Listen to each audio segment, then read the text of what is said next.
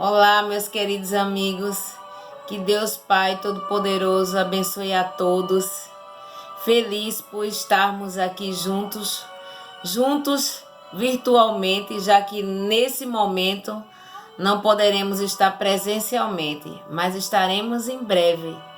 Enquanto esse dia não chega, estamos aqui conversando nas redes sociais. Meu nome é Rose Cabral, para quem ainda não me conhece. Sou trabalhadora do NEAM, mas eu costumo dizer que sou trabalhadora da causa espírita. Então, como trabalhadora da causa espírita, então sou trabalhadora de todas as casas. E fico muito feliz de nessa noite conversarmos com vocês sobre o capítulo 9 do Evangelho segundo o Espiritismo. E esse capítulo ele é bem-aventurados aqueles que são brandos e pacíficos. Capítulo bem pertinente ao que a gente anda passando. E eu vou lhe dizer por que eu escolhi esse tópico. Esse capítulo ele fala sobre injúrias e violências, instruções dos espíritos acerca da afabilidade e a doçura, a paciência, obediência e resignação e a cólera. E eu escolhi para conversar com vocês sobre a paciência. Como está a nossa paciência nesse momento, hein, amigos?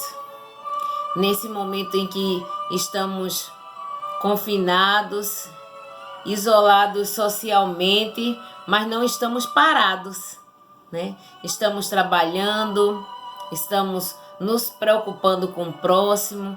Tem muita gente participando de vários projetos sociais, como eu, assim como eu, tem muita gente aí que nessa pandemia, nesse isolamento, arrumou outra forma de trabalhar, né? A gente não podemos estar nas nossas casas espíritas, mas isso não significa que a gente não possa trabalhar virtualmente, fazendo os nossos evangelhos, fazendo as nossas campanhas do quilo virtuais e até fazendo alguns projetos sociais, ajudando algumas pessoas que estão com mais dificuldades do que nós, né? Tenho tido a oportunidade, né, de trabalhar muito nesse período de pandemia. E eu vou lhe dizer que eu tenho trabalhado tão quanto nos tempos antes, no normal, vamos dizer assim. Que não voltaremos ao novo normal, não. Voltaremos melhores, é o que eu costumo dizer. Todo o aprendizado durante todo esse tempo que a gente vinha conversando, que a Terra estava passando por esse processo de provas e expiações e ia se tornar um mundo de regeneração, um mundo de pessoas propensas a fazer o bem, um mundo de pessoas propensas a se preocupar mais com o próximo, um mundo de pessoas propensas a sair da sua zona de conforto. Nós vínhamos conversando sobre isso. Nós não sabíamos como isso ia acontecer. E esse processo, minha gente, está acontecendo. Eu conversando com alguns amigos e eu tenho dito que eu tenho visto, com todo respeito às famílias que perderam vários familiares, entes queridos, amigos, que tenham perdido eles, que eles tenham voltado para a casa do Pai, mas a dor, mesmo você tendo esse conhecimento, a dor dói, né? Então, com todo respeito às pessoas que perderam alguém da família nesse período de pandemia, eu gostaria de dizer que eu vi muita coisa positiva. Eu vi mais coisas positivas nesse período de pandemia do que coisas negativas. O fato negativo é a gente ver a tristeza de algumas pessoas ficando doentes, de não termos estrutura, de nosso sistema de saúde não suportar, não ter estrutura suficiente para todos que adoeceram. Mas a gente que tem um pouquinho de conhecimento do tamanho de um grão de arroz, nós entendemos que muita gente teve esse vírus adoeceu, mas não voltou para a casa do Pai, ou seja, não desencarnou. E outras pessoas sim. O que nos leva a pensar, mediante o nosso conhecimento, mediante o que a gente vinha ouvindo, estudando ao longo de vários anos, que nada mais foi para nos prepararmos para esse momento, para entendermos que essas pessoas que estão indo embora nesse momento, assim como outras, em outras epidemias foram, era porque chegou a hora, foi chegado a hora.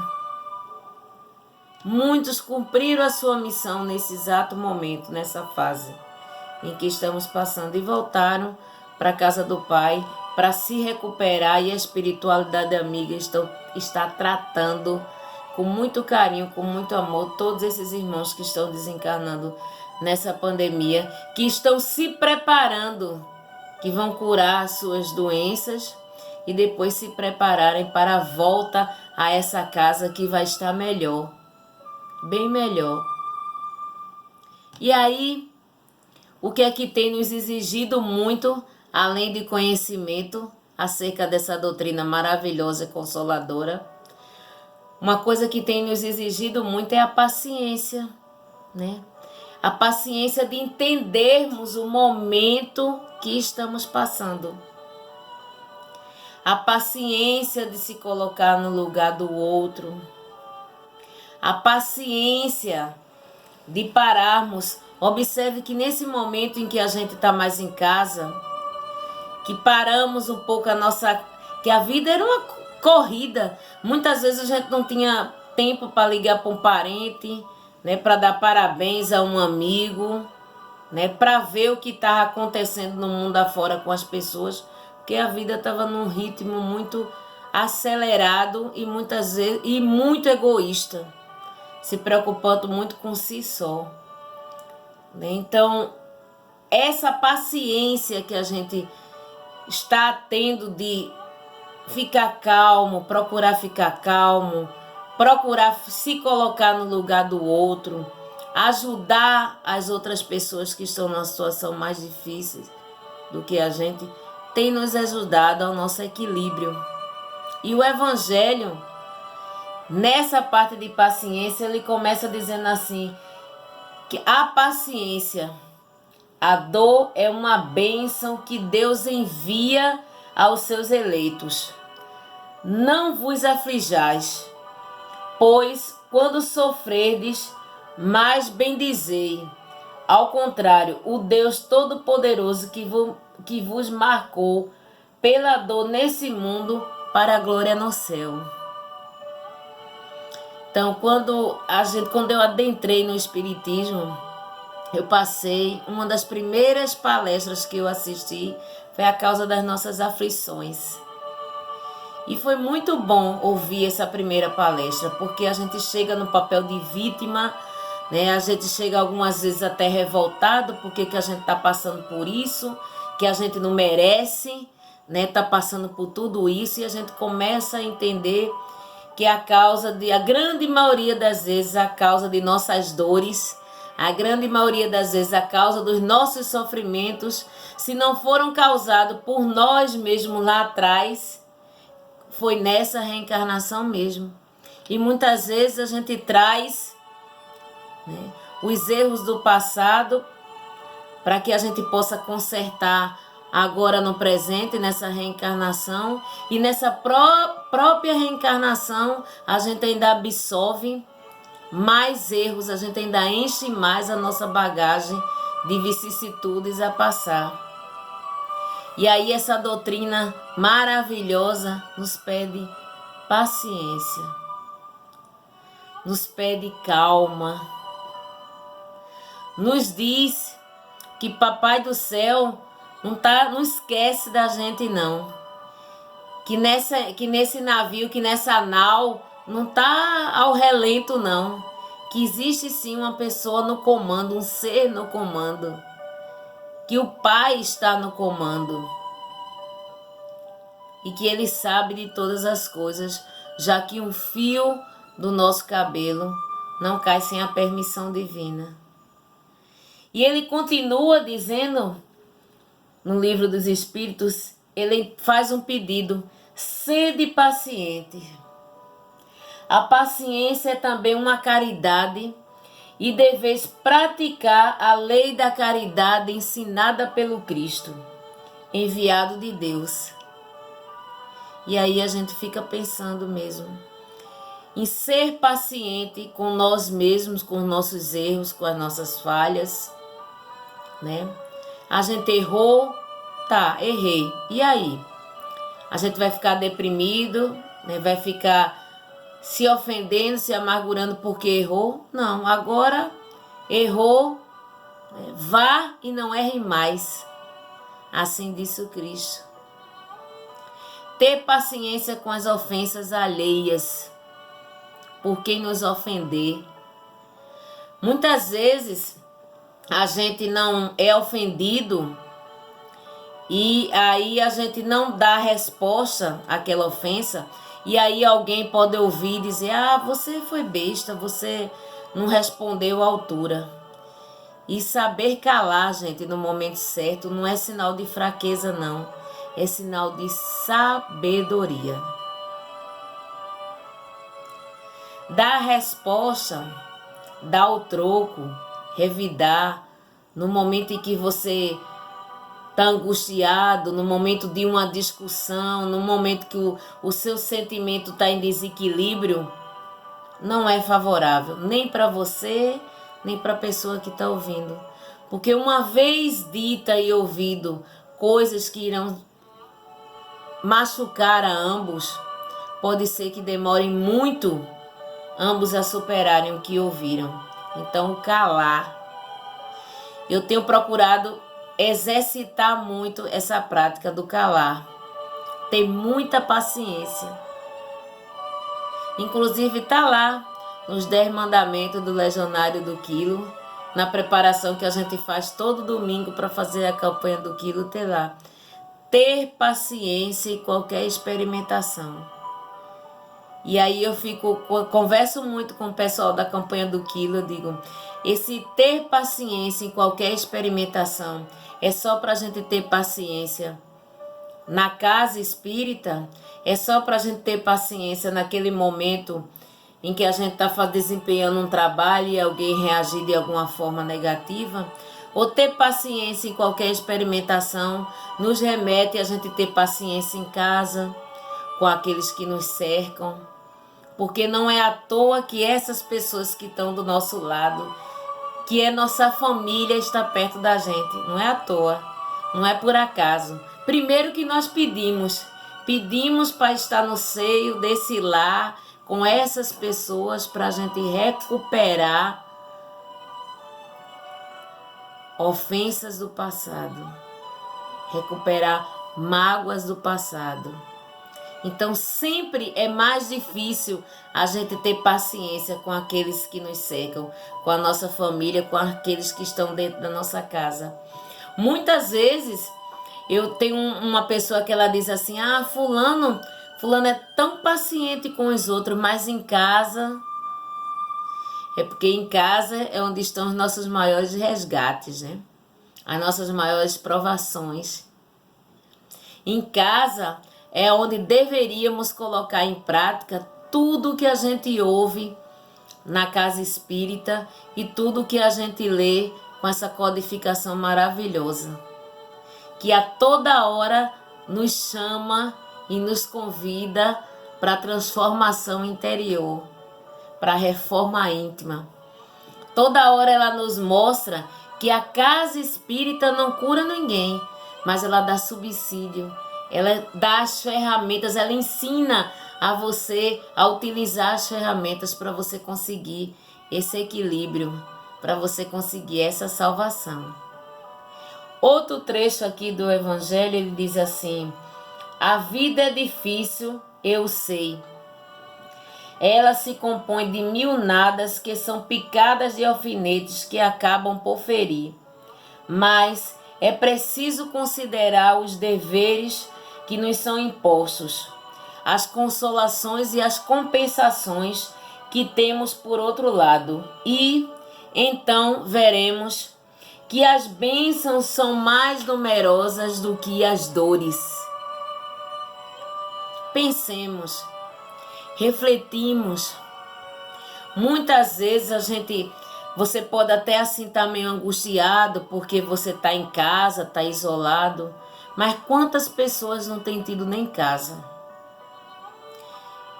Nesses momentos eu tenho visitado, tenho feito alguns trabalhos sociais, tenho ido levar algumas cestas básicas em algumas casas, em algumas famílias carentes, nas ruas. Vocês precisam ver o que é sofrimento. Um vírus desse por aí e gente sem a mínima estrutura. E muitas vezes a gente tem toda essa estrutura, né? Uma coisa é você sofrer porque você está isolado, porque você não está podendo ir para uma festa, porque você não está podendo ir para uma praia, para uma casa de um amigo, para uma casa de familiar, mas você está cercado de estrutura, né? Você tem condições de ter o seu alimento, de o alimento chegar até você, ou talvez de você precisar sair e comprá-lo. Você tem a condição de comprar um remédio, você tem a condição de estar numa casa, numa cama confortável ao deitar. E quem não tem? Quem está passando por tudo isso sem estrutura nenhuma. Isso não significa que a gente vai pensar que Papai do Céu está privilegiando uns e outros, não. Cada um de acordo com as suas obras. Sofremos e passamos unicamente o que precisamos passar. Recentemente eu conversei com uma amiga e ela disse: Rosa, eu estou meio angustiada porque eu estou me sentindo inútil, eu estou em casa, isolada, sou fator de risco, então estou em casa, então não estou podendo sair, não estou podendo fazer uma ação social e às vezes eu vejo você fazendo as ações sociais, tudo. Eu disse: olha, amiga, pare. Se você está fazendo prece, faço prece por você, faço prece por quem está na rua, faço prece por quem está nos hospitais, faço o meu evangelho todo dia pedindo para quem está doente. Eu disse: então você está trabalhando. Tão quanto como eu, se brincar talvez até mais. Está pedindo por você e por todos nós. Então, todos nós estamos trabalhando. Trabalhamos até quando a gente pensa que não está fazendo nada. Trabalhamos até quando estamos dormindo. Quando o nosso corpo está lá, né, relaxado, o nosso espírito vai trabalhar todas as noites. Pode ser até que a gente não lembre o que ele fez. Muito embora que uns vão trabalhar, uns vão se aventurar, outros vão fazer outros tipos de coisa. Mas o trabalhador da última hora, ele trabalha quando ele está acordado e ele trabalha quando ele estiver dormindo. É só ele pedir para ser uma ferramenta de ajuda da espiritualidade. Outro trecho que ele coloca sobre a paciência, ele fala que o fardo parece menos pesado quando se olha do alto do que quando se curva a fronte para o chão. E é mesmo, né? Quando a gente está apreensivo por alguma coisa, algum problema que está nos acontecendo, dói bem menos se a gente, ao invés de baixar a cabeça e ficar reclamando do que está se passando, dói bem menos se a gente levantar a cabeça para o alto e agradecer ao Pai pelo simples fato de ter acordado, de ter aberto os olhinhos, de estar vivo aqui hoje, ouvindo e falando com todos. Agradecer sempre, gente. Eu tenho muitos defeitos, mas uma coisa boa a doutrina espírita me ensinou. É assim que abri os meus olhinhos de manhã, agradecer. Agradecer a Deus por mais um dia de vida, por mais uma oportunidade de recuperar alguma falta que eu tenha deixado passar. Alguém que eu tenha magoado, algum ato impensado, errado que eu tenha feito no dia anterior. E Papai do Céu me deu mais um dia, mais 24 horas para eu recuperar o que eu fiz de errado. Veja que oportunidade sublime a gente tem todos os dias. Mais sublime ainda quando a gente abre os nossos olhinhos e está com saúde. Às vezes até a gente não tem tudo que a gente quer. E quem foi que disse que tudo que a gente quer a gente precisa? Papai do céu sabe do que a gente precisa para ser feliz. Hoje, logicamente, eu tenho muita coisa a pedir, mas eu agradeço muito mais do que peço.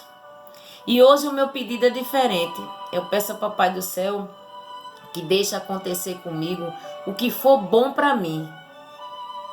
Se não for bom, se o que eu estou pedindo a Ele para acontecer não for bom, que Ele não deixe que aconteça. É o que eu estou fazendo. E para finalizar o Evangelho, ele termina dizendo assim: coragem, amigos. O Cristo é o vosso modelo. Ele sofreu mais do que qualquer um de vós e não tinha nada a se censurar, enquanto que vós tendes vosso passado a expiar e a vos fortalecer para o futuro. Sede, pois, paciente, sede cristão. Essa palavra encerra tudo. Veja, o Cristo passou por tantas coisas e não tinha, o que espiar. E nós, que temos tanto, e o sofrimento, gente, é tratamento de beleza. Eu acredito que muitos já tenham ouvido isso, que o sofrimento é o tratamento de beleza para o espírito. Então, se algum de vocês que nesse momento está sofrendo por qualquer uma coisa, saiba que você está passando por um tratamento maravilhoso de beleza. Você vai sair muito mais bela. Você vai sair desse tudo isso que está passando bem melhor como pessoa, como ser humano. Porque nesses dias em que você esteve isolado, você sentiu a dor do outro, você assistiu pelas redes sociais, pelos meios de comunicação, você viu o sofrimento alheio, você se movimentou, você correu atrás para ajudar, se não financeiramente, se não com algum bem material, você fez prece por aquele que estavam sofrendo, você está fazendo o evangelho diariamente pelas pessoas que estão sofrendo. Então você despertou para o próximo. Bem-vindo a esse processo de regeneração. Você está se tornando pessoa a se preocupar mais com o outro, a procurar fazer mais o bem do que o mal.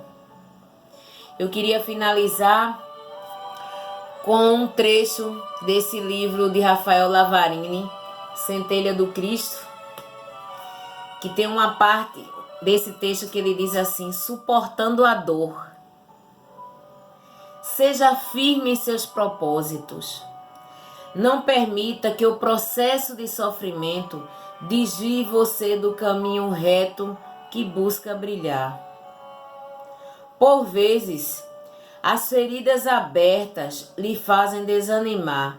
No entanto, creia na cicatrização com o remédio divino da fé. Lembre-se, uma vez mais, da necessidade de crer e de agir.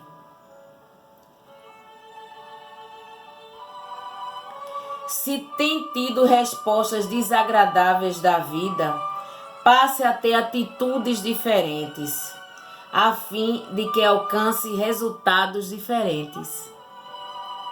A perseverança deve ser uma marca do seguidor fiel do Jesus Cristo.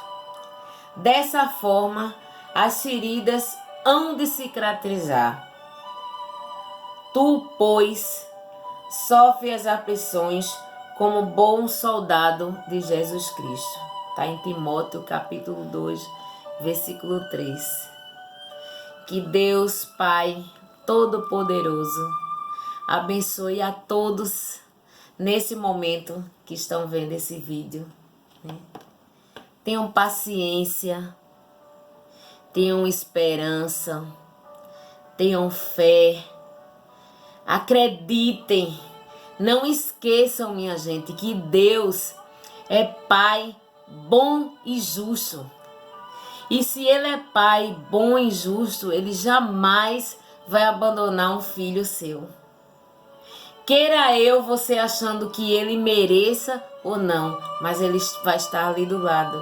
A espiritualidade amiga tem trabalhado incessantemente para ajudar todos. Tanto os que estão ficando para se melhorarem como pessoas, como para os que estão indo embora, em busca de se renovar para uma próxima oportunidade. Todos voltaremos para casa e todos teremos uma nova oportunidade. Não sabemos ainda se essa nova oportunidade vai ser a volta para esse planeta Terra. Alguns poderão voltar para eles, porque vão estar com uma sintonia melhor e o planeta também vai estar numa sintonia melhor, então você vai ter condições de voltar para eles. Outros irmãos não, que saíram daqui, ainda vão precisar estudar, se preparar um pouco mais e vão precisar ingressar em algum planeta com a sua sintonia.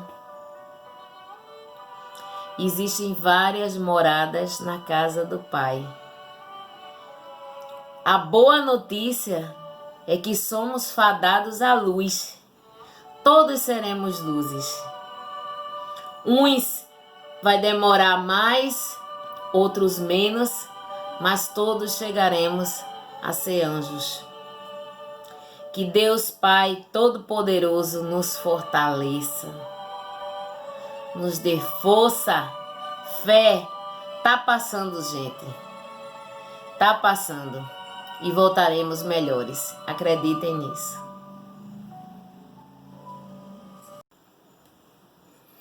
E para finalizar, gente, eu queria mostrar para vocês esse vídeo. Estou espírita. Esta religião me explicou quem sou, de onde vim, para onde vou ir, o que estou fazendo nesse planeta. Ela me ensinou que é preciso olhar para dentro de si, se compreender, para poder compreender o próximo. Pois se eu tenho meus conflitos, falhas, erros, dificuldades, defeitos, com certeza todos que convivem comigo nesse mundo também têm. Estamos todos na luta, numa guerra interior. Nos ensinou que o livre-arbítrio não é propriedade minha, mas de todos. Por isso devo respeitar quando alguém pensa e age diferente de mim. Não tenho o direito de impor nada a ela.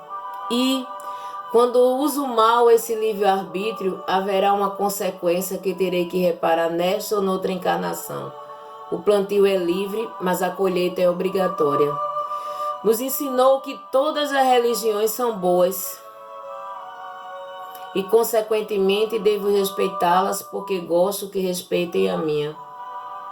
Nos ensina todos os dias que a salvação não depende da religião, mas da prática da caridade conosco e com o próximo. Nos ensina que o próximo é qualquer pessoa que convive conosco neste planeta. Seja ele de outra religião, de outra raça, heterossexual, homossexual, rico ou pobre. Enfim, devemos ajudar e conviver bem, respeitando sem preconceito. Nos ensina que a caridade não é só a esmola, mas também a tolerância, a paciência que conversamos hoje, o abraço amiga, a mensagem consoladora, a visita ao doente, uma prece. Nos ensina que ser cristão vai além de cultos externos, de rótulos religiosos, de declarações de amor vazias, sem a prática do ensinamento do Cristo. Enfim, que a fé sem obra é morta. Nos ensinou que Jesus do Espírita não é visto apenas com interesse de pedir, mas de ensinar e serve de guia e modelo a ser seguido. Que temos um passado reencarnatório que está presente nesta encarnação, que estamos resgatando e reparando erros, que convivemos na família com afetos e desafetos para aprendermos a amar, para nos reconciliarmos e perdoarmos. Alivia e dá força para seguir em frente buscando ser hoje melhor do que ontem e tentar ser amanhã melhor do que a gente foi hoje. Essa, gente, é a minha cartilha de vida, aliás, é a nossa, que pode até ser difícil, mas é dela que nós devemos nos alimentarmos todos os dias na busca incessante de sermos seres humanos melhores. Que Deus, Pai Todo-Poderoso, nos abençoe hoje e sempre. Assim seja.